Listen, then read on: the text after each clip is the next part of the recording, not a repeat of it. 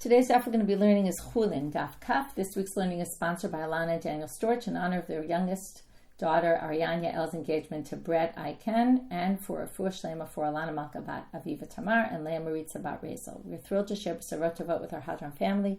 We pray that the chuppah will take place b'sha'at tova u'mutzlachat, and they should be zochet to build a bayit ne'eman b'Yisrael. Mazal tov. Okay, we will get started. The Shavuot Apim, so the first one went up and the second one will hopefully be up later today, hopefully this morning. So if you want to get ahead, actually, I forget now, definitely the first one is very short. I think they're both kind of short, so that makes it easier for you to catch up. Okay, let's get started with our daf. So, Amrei b'nei Rabbi Chiya. I'm just going to go back to the very end of yesterday's daf. We saw that the sons of Rabbi Chiya made the statement that the mitzvah of melika is to move the simanim behind the neck, to the back of the neck, move them around so that, okay, and this is really going to be a big topic of today, this bone in the back of the neck and perhaps even the spine, that we don't want to break, or again, we don't know, but you could, and it's theoretically, if you don't move the simanim, then in order to get to, it's just the physiology, in order to get there, you're going to have to break those bones before you get to the simanim. So they suggest moving the simanim to the back. It makes it a lot easier. You might remember that when we learned about melika, we learned that it's one of the unique, one of these few avodot of the kohen that are very difficult to do. And now it's funny because we didn't really talk about this, but you can see why it's very difficult. Not only, right, you have to break the two simanim, but if you don't move the simanim to the back, you actually have to, using your fingernail, cut through the neck of the neck bone and perhaps the spine. It's not very simple to do that all with your one finger. If you remember, we had all these pictures of, right, we used a little duck to show that time of how he holds the bird and and does it all at the same time, and has to break through some bones and then get to the simanim. So not an easy task. So they suggest, right, they say the mitzvah is to move the simanim to the back and then do melika, and then you don't have to break all those extra bones. So there was a debate about what they meant. Did they mean this is the only way to do it? You have to do it like this? Or did they mean also you could do it this way? You could also do it by breaking the bones before to get through, or you could move them to the back. So now the Gemara said, and we read this line, but we didn't yet explain it, which is Mistabra Keman Amar at the bottom of your Terem Bet, Af Machzir. It makes more sense that they said you could also do it this way, not that this is the only way to do it. Where do we get this from? From the Mishna. Midikatani, it says in the Mishna, Hashochet min ha'oref, shchitato psula. Hamolech min ha'oref, melikato kshera. Okay, if you do shechita from the back of the neck, that's no good. If you do melika from the back of the neck, that's good. Okay, maybe just before we start today, we should really talk about the difference between melika and shechita, right? Shechita could be on an animal or a bird, but when you do it on the bird, it's only outside the temple, right? And when we talk about shechita of an animal, it's the exact same thing you do in the temple, outside the temple. But when it comes to a bird, you only, first of all, melika is the only way you can slaughter in the temple, and you only do it in the temple, you never do melika outside. And then the Mishnah had described all the differences between melika and shechita, right? The melika goes to the back of the neck, the shechita is in the front, or on the sides, if you remember. So now they say, Isal kadatach machzir dafka, if you're going to say that you have to do lachzil, you have to move the simanim, well then, my iriya molek, afilu shochet na'ami. Now remember, it said, right, melika and shechita, what's good for one is not good for the other, right? In other words, a shochet min ha'of, it doesn't work, and a molek min ha'oref, and a molek min ha'oref, it does work.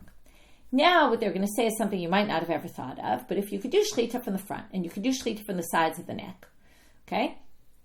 You can also do shechita from the back of the neck. In what case? If you move the simanim. The whole reason to do shechita from the front or the sides is because there's nothing in the way, and you get straight to the simanim.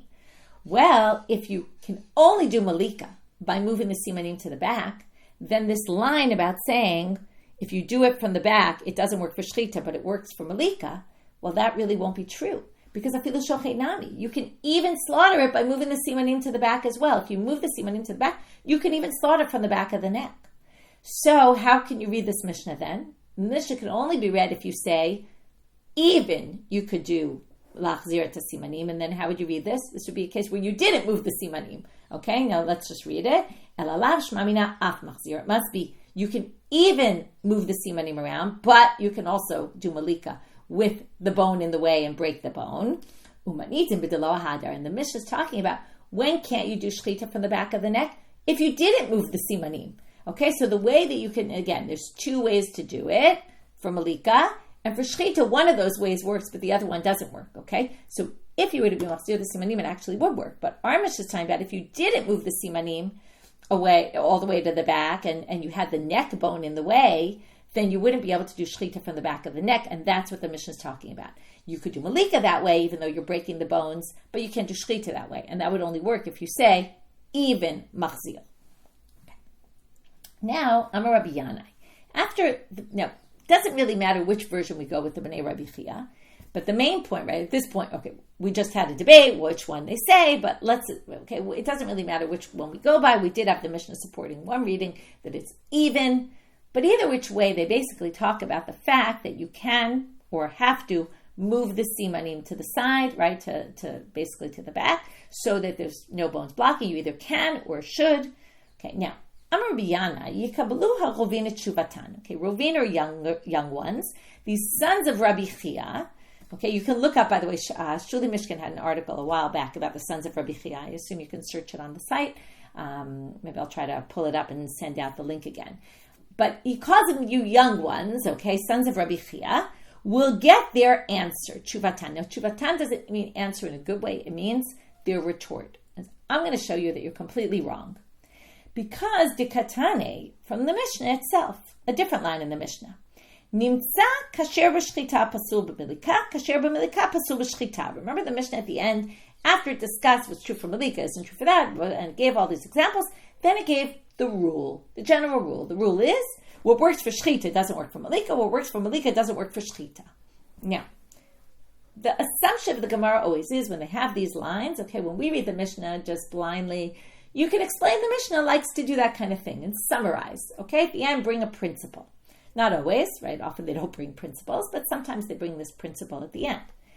But the Gemara always says there's no point to bring the principle. We got the principle. So if you're giving us the principle, it must be to include something else or to exclude something else, okay? So here they're going to say, Lemi'ute mai. What is this line coming to exclude? It must be coming to say, there's two parts of the sentence, and we're going to zigzag between which one we're deriving it from. But we're going to say the fact that they're stressing again that there's something that's good for one but bad for the other, it must be coming to add some additional case that you wouldn't have thought of, that they want to say this case is also disqualified either in melika or in shechita. Okay, we're not sure which one, because it depends which line you're going to use. So they say, Lav lemi'ute, is this not coming to exclude machzil simanim la'achor ha'oref delo? Is it not coming to say that in melika you can't move the simanim to the back? Okay, because let's go back. Which line are they talking about? Kasher b'shchita pasul b'melika. What works for shechita? Now we already discussed before, even though again we never really thought about this. But for sure in shechita this works. If you move the simanim to the back, it's definitely going to work. And maybe what they're trying to say is it only works for shechita and it's pasul b'melika. And then you're going to go against the Bnei Rabbi Chiya, whether they said either or you have to do it that way. Either which way, this says you can't do it that way. Okay, and that's what they're assuming, and that would be a difficulty against. And that's what Rabbi Yannai says. This raises a difficulty because what other case could it be including other than that? Then it must be coming to say, kasher b'shchita, to move the simanim to the back and slaughter it from the back of the neck, is disqualified in melika. You have to basically, you do melika to the animal. Through the bone, you don't move the simanim to the side. Okay, that's not allowed because that's one of these cases that's good for shechita, but it doesn't work for melika. So I'm a Rabbi Barbachana lo. So we're now going to have two alternative suggestions as to what that line is coming to exclude, what additional cases it's coming to talk about. It doesn't have to be this. Okay, and then we respond to Rabbi Yannai's difficulty and we reinstate the Bnei Rabbi Chiya's statement. So Rabbi Barbachana is a suggestion that we're actually going to reject, but he's going to say, lo, lemi'ute shein v'tziporen. Now, according to him, it's not the kasher b'shchita pasul b'melika, it's the opposite one. Because remember, there's both statements. It's the one that's good for melika, doesn't work for shechita. What is that coming to include? The tooth and a nail. Okay? So, shein v'tziporen. Now, how do you do melika? With the nail of a kohen that's attached to the kohen's body. Now, what did we learn? You can't use a nail that's attached to a body of an animal or a human to do shechita. And that's what it's coming to include, as well as a tooth that's attached still to the jawbone, right? We said it was teeth, not a tooth, but the point is to include those things, to say, again, to exclude them from melika. You can't exclude them from shechita. You can use them for melika, okay, now not the tooth, but you can use the nail, and you can't use them for shechita. The problem with saying that line of the Mishnah is coming to teach us that halacha, what's the problem? Well, we already learned that in explicit Mishnah. Okay? Shem v'tziporin, that you can't use them for shechita, behed yikatane lehu. We already learned in the explicit Mishnah that you can't use them. So that can't possibly be what this line, and this Mishnah is coming to say you're not going to infer something from a Mishnah that's not even stated explicitly when it's already stated explicitly in a different Mishnah. Okay, but third answer, Ela Amar Rabbi Yirmiyah, limiute molich umevi. It's to say, okay, now, molich umevi, we know which case is this going to be excluding? Kasher b'shchita pasul b'melika. Because how do you do shchita? Molich umevi. We learned that, right? You're not allowed to be dores. Remember, you're not allowed to put your knife in with forcefully. You have to do this smooth back and forth motion, slower, so that you don't, right, do it all at once. And in fact, if you do drisa, it disqualifies it. Well, what it's saying is what's kasher b'shchita, molich umevi, is pasul b'melika. And melika, you don't do holacha v'hova'ah. You actually do drisa, and that's the way you do it. You stick the fingernail in, right, and break everything kind of at once. That's drisa. So now, that's what Rabbi Yirmiyah said, this statement, so we're back to zigzagging, because first we saw that kasher b'shchita pasul b'melika was coming to say, you don't do simanim, right, you don't move the simanim in melika. Then we said, no, it was the other statement, what's good for melika doesn't work for shechita, and that was to come and tell you about the shane and the tzipor and the tooth and the nail. Then we went back now to say, no, you're going to derive it from what's good for shechita, molich umevi, doesn't work for melika. Okay, now this answer of Rabbi Yirmiyah only works, and we're going to see that there's a machloket, by melika, do you do holacha, or can you do holacha, or are you not allowed to do it that way? So this obviously only works if you hold that you can't do holacha, and then it's coming to say what works for shechita specifically doesn't work here. So hani chalaman damar, this works if you hold molich umevi b'melika pasul, that molich umevi doesn't work for melika. Ela lamanda amar kasher, but there's a machloket about this. The one who says it's kasher, ma'ika lamemer. Now we're back to questioning b'nei Rabbi Chiya, because if you can't use this line to exclude holacha v'avah, and you can't use it to exclude shem v'tziporin, then the only thing left to exclude, unless we come up with another thing on the list, is machzir simanim, right? Moving the simanim to the back of the neck. And then it seems to be saying what works for shechita doesn't work here for melika. And then we're stuck with Rabbi Chiya. So their statement doesn't work if you hold that molich umevi is actually okay to do for melika, because then we have nothing else to exclude. So the obvious answer that they're going to say is, B'nei Rabbi Chiya saver like Kamanda Amar, molich umevi b'melika pasul. They must hold that holacha v'hava'ah doesn't work in melika. And that's why they can read this line of the Mishnah to fit in with their opinion. They're just going to say, that line according to us. Now there might be other people who don't think so, but they don't agree with us. But we think that molich umevi doesn't work for melika, and that's what that line is coming to exclude. And then we don't have to say it's excluding our case of moving the simanim to the back, and you can do that in melika. And with that, we resolved the difficulty against the B'nai Rabbi Chiya.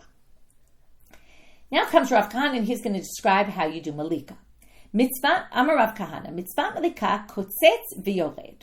Okay, this is what we said before. Kotzetz, okay, you basically put your fingernail in, break the bones, that's the kotzetz, and then yored, and then you go down. After you break the bones, that gives you access to get to the two simanim, and then you tear them, okay? Now, or you cut them. Okay, now you only really have to do one in general, but we're going to learn at the end of today's daf that for olat ha'of, okay, there's ola and chatat, there's the two that you have to do melika for. There's only two birds sacrifices there are. There's either an ola, a burnt offering, or a chatat, a sin offering. We talk about all the differences. That's going to come in the next few dapim. But there's a holacha, maybe I'll tell you right now, because we're going to get to this later today, about you're supposed to separate the head from the neck in a ola, specifically in the burnt offering of the bird, not in the sin offering. There it says lo yavdil, okay, which makes them infer that yes, yavdil in the other case, in the ola. and you have to separate it. If you have to separate it, well, normally, okay, I'll just explain to you. Normally in shechita of an animal, you have to cut both simanim. You have to cut the majority of both simanim. In a regular bird, you only have to cut one siman. But in melika of an ola, you have to cut both simanim because of this mitzvah of havdalah, of lahavdil, of separating it. Okay, that's something we're going to get to soon. But the point is, you go down, you cut the simanim. Okay, v'zohi mitzvata, and this is the way you do it. So now, this sounds very much like drisa, right? Because you kotzetz, you just put your fingernail in, right? The kohen does this, only a kohen can do melika. Sticks the fingernail in, breaks it, moves his way downward. Sever Rabbi Avin Lamemar. So when Rabbi Avin heard this statement of Rav Kahana, that this is how you do melika, Sever Lamemar, he thought, kotzetz v'yored in, molichu mevi lo, that this is the only way to do it. Okay, this is very much like the Bnei Rabbi Chiya. What did they say? Listen to the words, mitzvah melika, the way, right, which you would translate the mitzvah melika, the way you do it is machzir simanim, and then do it. Okay, now, we said then that, well, there's a machloket about how to understand what they said. Do they mean this is the way to do it, or this is a possible way to do it? So the same issue with Rav Kahana. When he said this is the way to do it, this is its mitzvah, it sounds like this is the only way to do it, which sounds like kotzetz v'yored in molichu mevi lo. Okay, so you're going to do it that quick, forceful motion, and not back and forth, back and forth, back and forth. Amar le Rabbi Yirmiyah. So Rabbi Yirmiyah said, what do you mean? Kosha came to melicha mevi b'melika kashil. Of course you could do holacha v'ava'ah. Of course, that's, maybe a gentler way of doing it. And for some reason, he just assumes it's obvious you can. So then, my zohi mitzvata, how do you explain zohi mitzvata? Ema af zohi mitzvata. So just like we did with Bnei Rabbi Chiya, we have this disagreement. Did Rav Kahana say this is the only way to do it, or this is a possible way to do it? Okay, and that's how we leave it. Okay. Yeah, sorry this is so graphic. I see some of the reactions in the chat. I know I'm trying to just ignore that element to it, although yes, it's quite unpleasant talk of all this stuff. I will address that at least. Okay, but we're going to move on. Amar Rabbi Yirmiyah Amar Shmuel. We now have a statement that Rabbi Yirmiyah quotes Shmuel as saying, Kol ha-kasher b'shchita kenegdo ba'orev kasher b'melika. What works for shechita, it sounds like they're talking about the location for shechita in the front of the neck. And if you go opposite that to the back of the neck, that's the area where you can do melika. Now, it's strange that Shmuel would say this because we already talked about this in the Mishna, right? Shekola oraf kasher l'melika and kola tzavar kasher l'shchita, right? In other words, we already explained all this. So Shmuel doesn't need to come and tell us something that we already said. So the Gemara assumes that he must be trying to infer. It must be that it wasn't the statement itself that was important. It was what you can infer from that statement. So, meaning, we're going to see right now. From there, ha means hare, behold. And what can you infer from this? Pasul b'shchita, pasul b'melika. In other words, what they're saying is, what's good, what Shmuel said was what works in shechita, the location is going to work for melika. And then we're going to say, but what doesn't work for shechita doesn't work for melika. And that's going to be what's more important. Okay, there's some disqualification, we don't know what. There's some disqualification for shechita, which is going to be the exact same disqualification as melika. Okay, I want to just point out something, that the Mishna made it pretty clear that these two things are kind of very different, right? Shechita and melika have completely different, right? This is in the front, this is in the back, this is there. Today, our daf seems to be saying there's a lot more similar than we thought, right? Like machzir simanim, we just said if you hold like Bnei Rabbi Chiya, then you can be machzir simanim in both. You can even slaughter the back of the neck in that situation. Now we're going to say that you can, right, we just had a minute ago, does it have to be in the way of drisa, which would be very different from shechita, or can you also do holacha v'ava'ah just like shechita? And now we're going to have another, right, we're going to try to say, right, this obviously is coming to say there's something that's similar about them in terms of a disqualification, and shechita would be the same disqualification in melika as well. So, l'mi'utei mai, again, back to the same kind of question we had before. What is this coming to exclude? What's it trying to tell you? The statement of Shmuel that, again, was worded in the positive. We're going to infer from that the negative. Okay, what he said was what works for shechita works for melika. We're now going to say what doesn't work, some disqualification for shechita is also a disqualification in melika. And the question is, what disqualification are we talking about? So they're going to try a few attempts. L'mi'ut ilema, if you want to say l'mi'ute ikor simanim. What is ikor simanim? If I go to slaughter an animal and it turns out that the windpipe and the gullet were already removed from their place, okay, they were already detached from the animal inside, well then, I'm not, right, my slaughtering is not a slaughter. But in a bird, perhaps we will say that it's not a problem, okay? I'm sorry, the opposite. We want to say that the same problem would exist for a bird, okay? L'mi'ute ikur simanim, that pasul b'shechita would be pasul melika. That if you do melika, and the simanim were already uprooted from their place for some other reason, not because you did melika, before you did the melika, it wouldn't work. If you want to say that, we can't say that, because Hatani Rabbi Bar Yechezkel ein ikur simanim ba'of. Okay? Rabbi Bar Yechezkel brought a braita that said, no, there's no disqualification of ikur simanim. Now later we're going to see this as a machloket. Okay, but right now the Gemara is assuming we can't say that, because Rabbi Bar Yechezkel brought a braita that said, there's no disqualification of ikur simanim. If I go to do melika, or a kohen goes to do melika, okay, it can't be me, but if a kohen goes to do, a male kohen goes to do melika in the temple, and does melika, and it turns out before he does the melika, he sees that the simanim were already out of place, it's no good. Okay? I'm sorry. It works according to Rabbi Bar Yechezkel. So that can't be the disqualification here, because it actually works. What doesn't work for an animal does work here, and that can't be what Shmuel's saying, because Shmuel's saying there's disqualification there that's also here. Amar Rav Papa, so Rav Papa suggests something else. Limi ute rosho. What's the disqualification in shechita? Well, you can't do it by the face. You have to do it by the neck, under the face.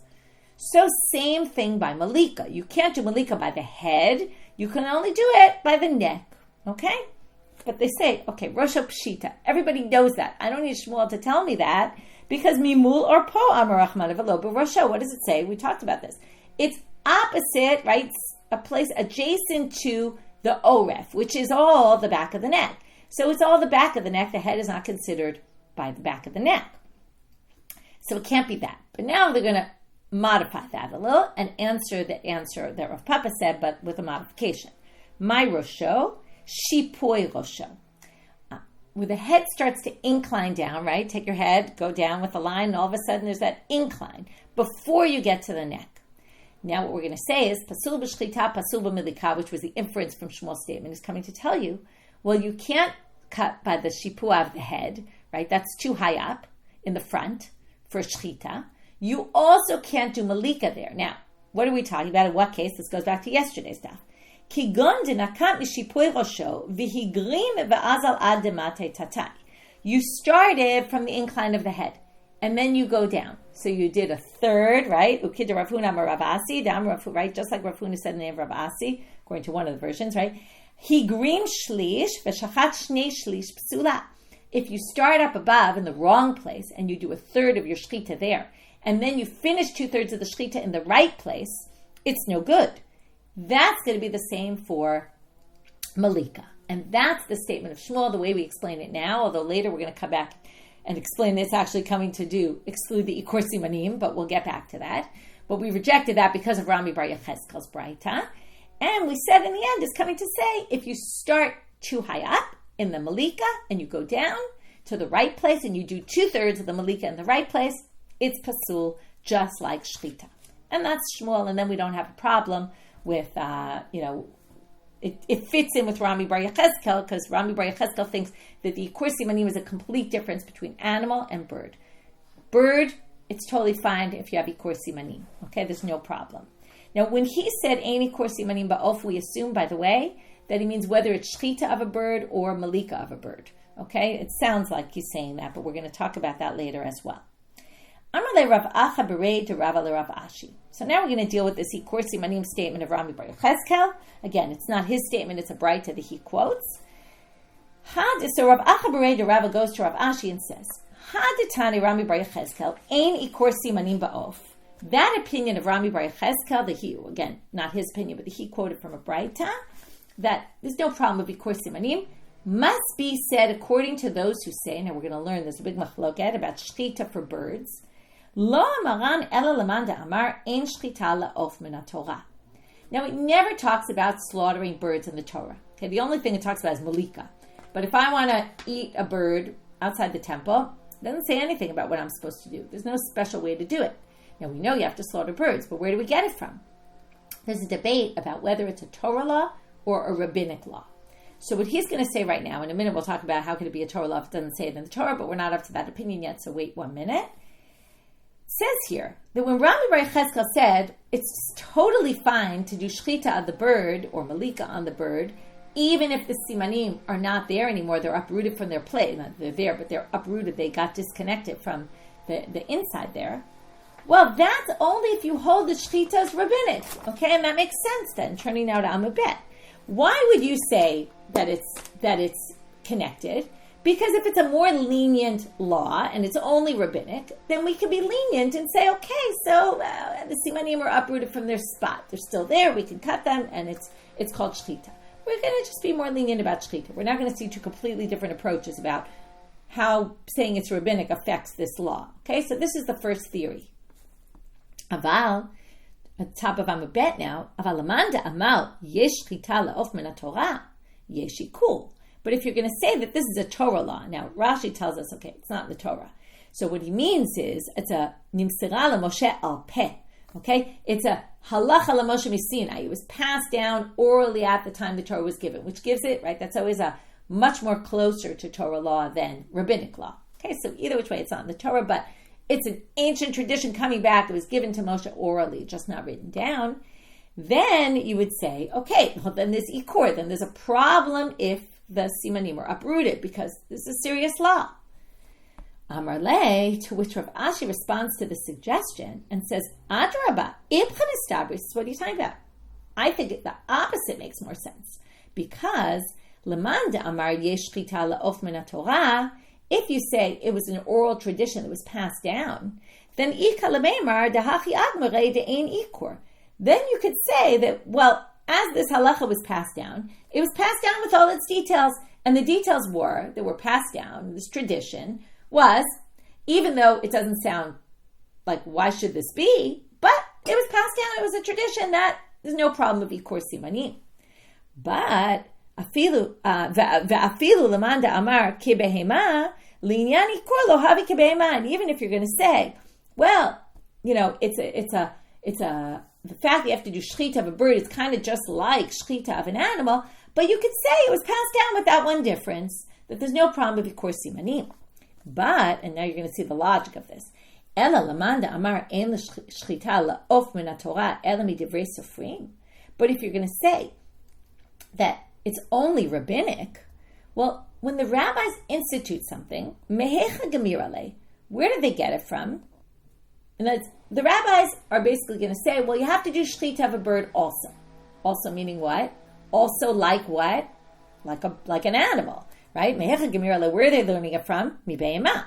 Well, if that's the case, kulamilta kebeima. If they're learning, if the rabbis are coming and saying, well, we're instituting, you have to do shechita of a bird.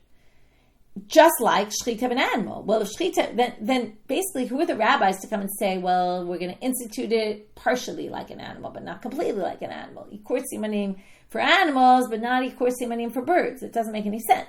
When the rabbis come and institute their prohibitions, they come and institute them based on a stencil. You know, there's a pattern, there's a way the Torah set it up. They're going to institute it in that same way. So it actually is stronger argument to say that if it was rabbinic, it's going to be exactly the same as shechita for an animal. But if it's going to be a tradition that was passed down orally, maybe it was passed down with a difference.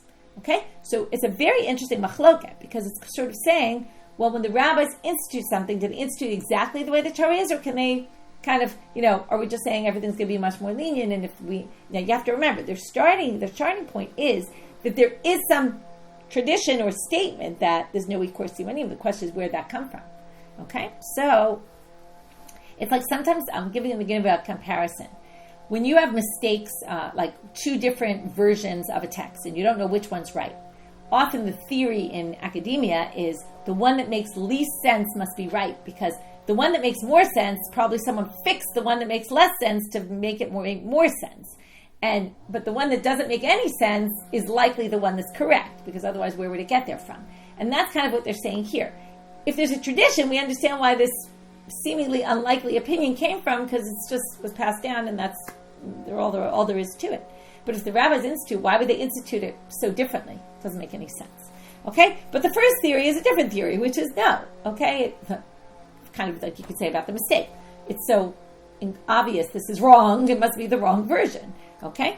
So that's the two theories. This was just an in-depth look into Rami Bar Yechezkel. Is it specifically according to those who say shechitas by rabbinic law only by birds, or is it specifically the opposite? Now, I'm a Ravina. I'm really Ravim Bar Kisi. We're again dealing with Rami Bar Yechezkel. So Ravina says that Ravim Bar Kisi told me, Haditani Rami Bar Yechezkel, Eini kor simanim ba'of, Lo maran ela b'melika, aval b'shechita yesh ikor. Now, until now, we've been talking about Rami Bar Yechezkel's Braita as if there's no ikor simanim by birds, not by slaughtering, not by melika. Because remember, these are two different things. There's slaughtering of the bird, which happens outside the temple. There's melika, which happens inside. He says now that Ravim Bar Kisi told me that it's only a melika. If you're slaughtering a bird outside the temple, of course you have a problem if the simanim are not in place. This is a unique holacha by melika. Now they say, what do you mean? V'hamar Rabbi Yirmiyah Amar Shmuel kol kasher b'shechita kenegdo b'orav kasher b'melika. Ha pasul. Now we're back to Rabbi Yirmiyah in the name of Shmuel, and we're back to saying the whole point of his statement of saying what works for shechita works for melika is really coming to teach you ha pasul, but what's disqualified for this is disqualified for that, which would then, now I told you we're going to come back to this. At this point, even though in the previous sugya we kind of rejected that this had to do with our topic, okay, and we said it has to do with hagrama, starting in the wrong place, going to the right place, and just like that's a problem with shechita, it's a problem with melika. This stage of the sugya, what Ravina is saying, or what the Gemara is saying here, is that Rabbi Yirmiyah's statement of the name of Shmuel seems to be indicating that what's pasul for shechita is pasul b'melika, which would include ikor simanim. So this is completely against Rami Bar Yechezkel. And this says, how could Rami Bar Yechezkel say this, that there's no ikor simanim, if Shmuel said that there's ikor, that whatever is disqualified for shechita is disqualified for melika, which should include ikor simanim. If you do a shechita and you see that there's ikor simanim, the shechita is no good. Same thing with melika. And that's the way we're reading it, even though we read it differently earlier in today's daf. To which they answer, hahu pliga. And now they're going to say there's actually a machloket about this. So until now, we've basically been bringing Rami Bar Yechezkel's Braita. At this point, we're going to say, no, there's actually two opinions. And you could read Rabbi Yirmiyah the way we read it, and it really goes against this Rami Bar Yechezkel Braita, and that Rabbi Yirmiyah is saying in the name of Shmuel that whatever's disqualified for shechita, including ikor simanim, would be disqualified for melika as well. And Rashi, in fact, says, if you look in Rashi, pliga, under Ravim Bar Kisi, okay, that there's Rabbi Yirmiyah holds that even for shechita ain't ikor. In other words, he thinks, right, Rabbi Yirmiyah says even for shechita there's no ikor, and even for melika there's no ikor, right? That there's a problem. Okay, now late hilchata kemanitin to Rami Bar Yechezkel. Rashi tells us we don't paskin like Rami Bar Yechezkel. Well, Rashi brings us something we don't know yet, which is there's a Mishna coming on Daf Kafchet. It's going to go against Rami Bar Yechezkel's Braita. And basically what they're going to say is, and going back to the previous sugya about, is Rami Bar Yechezkel based on the shechita la'of is from the Torah or not, the Braita and the Mishna disagree about, because they were talking about you start slaughtering and then you see that the other siman was already uprooted, it's no good, okay, which basically means there is ikor simanim, there's a problem of it by birds, and that Mishnah and the Braita reflect two different positions, whether there's shechita for off from the Torah or there isn't, right, those two different approaches, and basically we end up with this machloket, and the Gemara, Rashi says, which often Rashi doesn't even paskin, he says we don't paskin like Rami Bar Yechezkel. So even though he was the focus of our Gemara here, we don't paskin like him. Okay, now we're going to start with Ze'eri, and we're going to finish up with him. We're going to basically dealing with Ze'eri in today's daf and further on. Amar Ze'eri, Nishbirat mafreket, Birov basar iman nevela. Okay. Ze'eri says, if you break the neck bone of an animal, and with most of the flesh that's attached to it, and you break it, whether an animal or a bird, the animal or the bird is called a nevela. Okay? You basically killed the animal. Rashi even says, even if it's still flailing, the animal is dead at that point. Okay? Sometimes the animal flails after its death. That's called a nevela. Okay? Now, this is going to create a huge problem. Okay? But before we get to the problem that Rav is going to raise, we're going to try to bring a proof for this. Okay? Amar Rav Chisda, afana nami tanina. We can prove this from the following Tanaitic source. Malak bisakin mitame begadim abeit habliya. What we're going to have in the structure here right now is Rav Chisda is going to try to prove this from the Makor Tanai about doing melika with a knife. Now, melika we know is done with a finger, not a knife. So we're going to talk about what if you did melika with a knife. He's going to try to prove it from there. We're going to reject the proof, and then Rav is going to bring his big question. So then Abai is going to bring a counter question to Rava. We're going to resolve Abai's counter question, and then we're going to leave the answer for Rava's question for tomorrow. So comes Rav Chisda and says, we can learn it from this case. It says, malak bisakin. If you did melika, not with a knife, but not with a fingernail, but with a knife, meaning you were up there on the altar doing your melika, and you did it from the back of the neck, like melikas can be done, but you did it with a knife and not your fingernail. Mitame begadim abeit habliya. That's what we call tumat nevelat of tahor. This is the nevela of a kosher bird. Doesn't have the same impurity as a regular nevela. It's a unique kind of impurity that if you were to eat it, okay, by touching it, you're not tameh. But if you were to eat it, then while it's in your mouth, right, you become tameh. The clothes you're wearing become tameh. Okay, that's tumat beit habliya. Okay, without getting into details, the main point here being it's a nevela. If you slaughter with a knife, so we're going to say that proves the eri. Why? Because iyamar treifa. If you're going to say that it's just a treifa, meaning it doesn't have nevela, if you break the mafreket. Now, when you do melika with a knife, assuming you didn't move the simanim to the back, right? What'd you do? You cut through. You cut the mafreket first with the knife, and then you got to the simanim. Now, by cutting the mafreket with the knife, you turned it into a nevela. Now, if you would say, right, the other way to view it is just it's a treifa, because what's a treifa? Well, you got it sick before, right? You broke the back, the bone in the back of the neck. When you broke it, you made the animal into a treifa, and then you continued to do your kosher shechita. In this case, it was melika, and it would just be a treifa. Because again, now it wasn't really a kosher shechita, but it was a melika with a knife. Okay, we'll call it like a pseudo kosher shechita, because first you broke the backbone with the knife. Maybe that made the animal a treifa, and then so if you say it's just a treifa to break the bone in the back of the neck, melikata zoi shechitata, well then the melika with the knife should be counted like a shechita, and it should tahane le sakin l'tara midei nevela. It should remove the prohibition, right, the tuma of a nevela. Now you can't eat it, but you can't bring it as a sacrifice in this case because you're in the temple, but it shouldn't have tumat nevela because it's like a treifa. You broke, right? So this obviously proves from the fact that we don't call this a treifa, but we call it a nevela, proves why is it nevela? Because you broke the back of the bone in the back of the neck. Well, let's say, no, that's not why. Who's to say melika with a knife is called melika and it's like a shechita? No, Amrei, hata mishum de lav shechita yiklal. Melika is, by definition, is only with a fingernail. If you do melika with a knife, that's not melika. If it's not melika, right? Melika in the temple is like shechita outside the temple. But if you do melika with a knife, it's not like anything. It's basically like you stabbed an animal. Okay, you stabbed the bird.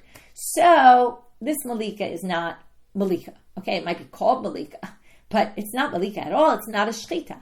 So that's why it has tumat nevela, because you just basically stabbed an animal. Okay, that's stabbed the bird. It's not like you did any kind of act of proper shechita. So this is not a proof at all for zeiri. Now we're going to say, so now we just want to know, why is this not shechita at all? Okay, what's the problem with doing melika with a knife? My taima, Rav Huna amar mipnei shehu machlid, Rav amar mipnei shehu dores. Okay, so Rav Huna and Rabbi each bring a different issue. Rav Huna says it's because, remember what chalada is? Chalada, actually it comes from hidden, because in a regular shechita, it's where you put the knife inside, in between the two simanim, and then move outward, right, toward the front. Or you put it behind both simanim. Now this is like chalada, it's a little different, but you put it in the back, and you went forward. That's chalada.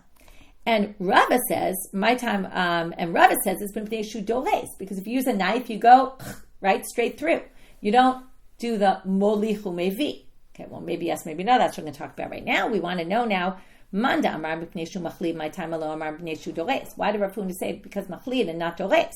Well, kasavar molichu mevi b'melika kashil. Remember our earlier machloket? Can you go in a back and forth motion? If you can't go in a back and forth motion, then you definitely did drisa with the knife, and that's why it's pasul. But if you can potentially go in a back and forth motion, then you can't say every melika with a knife is definitely drisa, pushing forcefully, because you could do it back and forth in a more simple way, right? In a more calmer way, not having a problem of drisa. So that's why he says you can't assume melika with a knife is drisa. My time are low. Okay, now why didn't Rav Huna say what Rava said? Why didn't Rava say what Rav Huna said? Which is because it's machlid. Amar lach, he would say chalada hechidami. Now what is chalada? As I said just a minute ago, it's really, why does it get the word chalada from? It's like a chulda, like a mole. Hadara bi'ikare batim, that lives down in the holes in the ground. And mikasya, that it's hidden. This knife is not hidden at all. It's outside. It's not like you put it under the skin from the front of the neck and you went inside between the simanim and then went outward. You went outward, but from the back to the front in full view. Everyone could see it. That's not chalada. Hacha hamigalia, right? This was revealed. Okay, so basically what we did here is the Eri brought this statement. He said, Nishbirama freket v'rob basarima, if you break the neck bone. This isn't during slaughter. We're just talking about breaking the neck bone of an animal. Creates a situation where the animal is called a nevela. Okay? Even though the animal is still moving, at that moment it's already a nevela, not a treifa, right? You think it's a treifa because it's not yet dead. We call this dead. Breaking the neck, it's dead. Rav Chiya tried to bring a proof from malak b'sakin. In the end, we say no, malak b'sakin is just nothing. It's not a shechita at all, so that doesn't prove anything.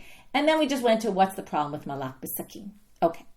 Now comes Rava with the big question, and this is a really big question.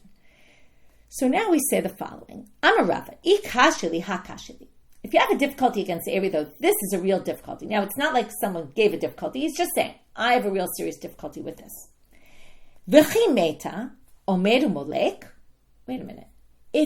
Now, going back to the beginning of our daf, remember, B'nai Rabbi Chiya said you move the simanim to the back, which means you don't break the neck bone. But we understood B'nai Rabbi Chiya saying, you could, though, break the neck bone, right? And we saw Rav Kahana who said that's what you do, right? And there were people who disagree with the B'nai Rabbi Chiya who said they're not right. And seems like the standard is you break the neck bone on the way in.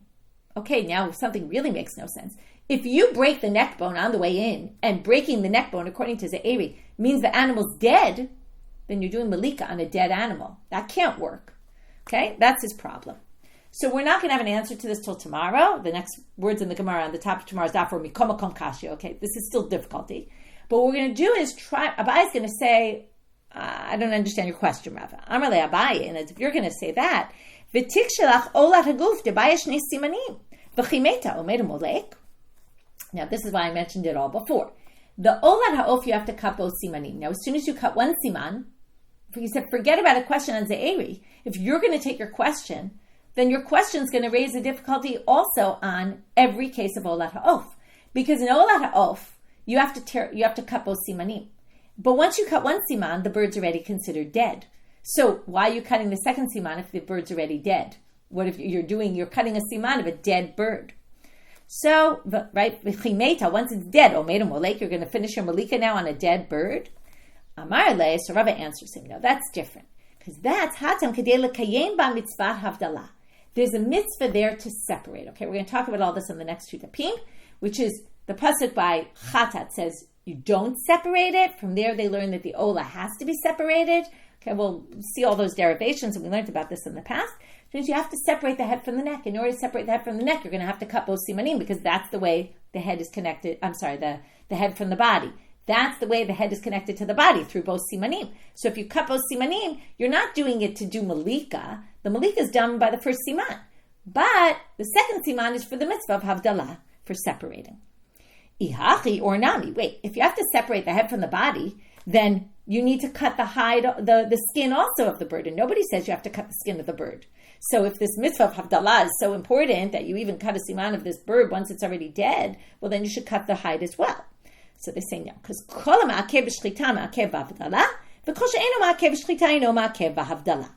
Say no, because anything that is essential in shechita is essential in melika. What's not essential in shechita is not essential in melika. In shechita, you have to cut both simanim. So that we're going to say by havdalah is necessary to separate. We're going to use the simanim, but not the hide, because you don't cut the hide in the animal, and therefore you don't have to cut the skin in the bird either. Gemara has a bit of a problem with that statement, then we'll fix that statement, and with that we resolve this difficulty that Abaye asked on Rava. Because basically we're going to say, your question could still stand about the neck. How do you break the neck bone? Well, and then do melika when the animal's dead. But it's not a problem of the second siman of the bird, because the second siman of the bird in the ola and the burnt offering is for a different reason, for this mitzvah of havdalah, of separating. Now we're just on a side question about that. And they say, well, this line about ma'akeh b'shchita, ma'akeh b'havdalah, which was supposed to answer the question, yes, you have to separate the head from the body, but not the skin. You don't have to cut the skin. So they said, that's because you don't have to cut the skin in shechita. Okay? So now they say, wait, but that line, that whatever is essential for shechita is essential for havdalah, but wait, in shechita you can cut the majority of both simanim. You don't have to cut them completely. You don't have to sever them completely. And in havdalah you have to sever them completely. That's an essential component. So you can't say whatever's not essential for shechita is not essential for havdalah, because it is completely separating. You have to cut them completely. Rov isn't going to work by olat ha'of. So they say, okay, fine, we'll answer better then. We'll say it like this. Whatever issue exists in shechita exists in havdalah, and and an issue that doesn't exist in shechita doesn't exist in that. What do we mean the general issue? Simanim in shechita have to be cut. They also have to be cut in the olat ha'of to separate.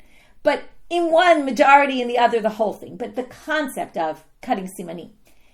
But the concept of the hide of the animal is not a relevant thing. You don't have to cut the hide. So that issue is not relevant in melika either. You don't have to cut the skin of the bird for havdalah.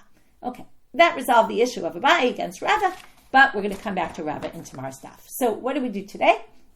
We started with this issue of machzil, moving the simanim to the back, af machzil, or specifically machzir, and then we saw there was a counter opinion that you don't move them at all.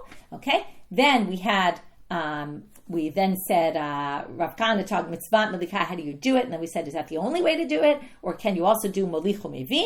And then we have the statement of Rabbi Yannai on the name of Shmuel, where we inferred what's pasul for that is pasul for that. What is it coming to include? Is it not coming to include this ikur simanim? But that goes against Rami Bar Yechezkel, and then we said it must be the Rosho and the Hagrama issue, that's the same in both. And from there we got into this ikur simanim, that there's no problem of that by animals, and then we said either it's because shechita la'of is not from the Torah, or maybe it's specifically because it is from the Torah, and then we saw there was a counter opinion to that, where there is a problem of ikur simanim by a bird. And then we moved into Ze'eri and had Rav Chiya's attempt to prove Ze'eri, that breaking the neck bone is a problem. It makes the animal, a nevela. Rav Chiya tried to prove it from melika b'sakin, which we couldn't prove. From there we got into a little bit what's the problem with melika b'sakin. And we ended with this big question of Rava, which is really a crazy question. It's a very important question.